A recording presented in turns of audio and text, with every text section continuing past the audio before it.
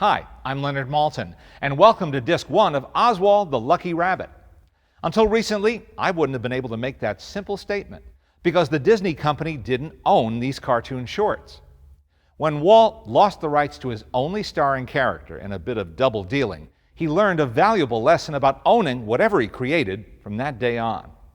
But as you'll see in a documentary short made by Leslie Iwerks, what seemed like a body blow at the time led to the birth of Mickey Mouse. You'll also learn how the Disney company finally reclaimed the Oswald cartoons more than 80 years after they were made. Disney has the best track record in Hollywood for taking care of its films, but in this case, they didn't own the cartoons or the negatives. That's why it's taken a worldwide search to track down prints of as many Oswald cartoons as possible and restore them. Some came from worn 16mm home movie prints, others from foreign film archives, and some from reissued versions that were cut and resequenced in the 1930s. Some look great and others look less than perfect, certainly not up to usual Disney DVD standards, but we're lucky to have them at all. All of them now boast newly recorded scores by silent film composer par excellence, Robert Israel. Watching these films today, we have the ability to see how Walt and his staff developed their animation and storytelling skills during a crucial year from 1927, when his first successful series, the Alice cartoons, petered out, to 1928, when Mickey was born.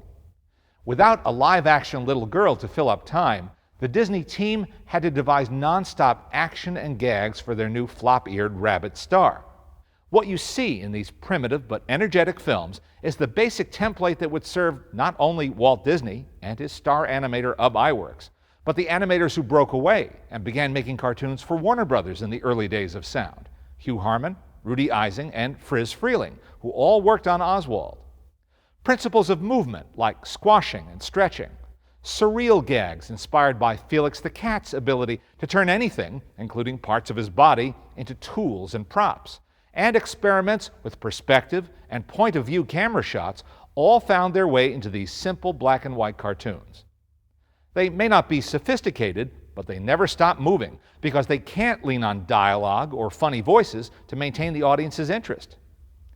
Just as he did throughout his career, Walt encouraged his colleagues to work hard to make each film better than the last. And occasionally, there are moments in these cartoons that make you stop and take notice, like the use of shadows during a sword fight in Oh, What a Night. To help you appreciate these cartoons and how they fit into the context of Walt Disney's career, as well as the development of animation itself, we've asked animation expert and author Jerry Beck, and animator and historian Mark Kausler to provide commentary tracks on some of their favorite shorts on this disc. Oswald may have been billed as a lucky rabbit, but it seems to me that we're the lucky ones to have a chance to see these cartoons after so many years and fill an important gap in our knowledge of all things Disney.